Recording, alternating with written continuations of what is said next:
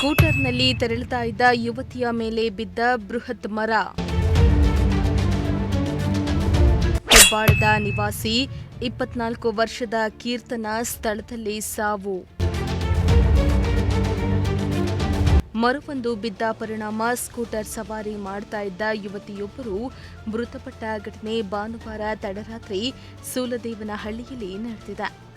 ಇನ್ನು ಮೃತ ಯುವತಿಯನ್ನ ಹೆಬ್ಬಾಳದ ನಿವಾಸಿ 24 ವರ್ಷದ ಕೀರ್ತನ ಎನ್ನಲಾಗಿದೆ. ಇನ್ನು ಮತ್ತೋರ್ವ ದ್ವಿಚಕ್ರ ವಾಹನ ಸವಾರ ಭಾಸ್ಕರ್ ಗಂಭೀರವಾಗಿ ಗಾಯಗೊಂಡಿದ್ದಾರೆ. ಇನ್ನು ಯುವತಿಯ ಮೃತದೇಹವನ್ನು ಸಪ್ತಗಿರಿ ಆಸ್ಪತ್ರೆಗೆ ರವಾನಿಸಲಾಗಿದ್ದು, ಇಂದು ಮರಣೋತ್ತರ ಪರೀಕ್ಷೆ ನಡೆಯಲಿದೆ. ಇನ್ನು ಮಾಹಿತಿ ತಿಳಿದಿದ್ದಂತೆ ಆಸ್ಪತ್ರೆಗೆ ಧಾವಿಸಿದ ಯುವತಿಯ ಪೋಷಕರ ಆಕ್ರಂದನ ಮುಗಿಲು ಮುಟ್ಟಿದೆ.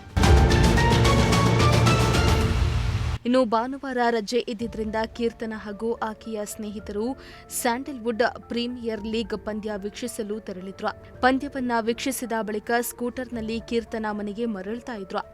ಈ ವೇಳೆ ಸೂಲದೇವನಹಳ್ಳಿ ಪೊಲೀಸ್ ಠಾಣೆಯ ಕೂಗಳತೆ ದೂರದಲ್ಲಿಯೇ ಬೃಹತ್ ಮರವೊಂದು ಇವರ ಮೇಲೆ ಉರುಳಿದೆ. ಮರ ಬಿದ್ದ ತಕ್ಷಣ ಸ್ಥಳೀಯರು ಮರದ ಕೊಂಬೆಯನ್ನ ತೆರವುಗೊಳಿಸಿ ಗಾಯಾಳುಗಳನ್ನು ಆಸ್ಪತ್ರೆಗೆ ದಾಖಲಿಸಿದ್ದಾರೆ.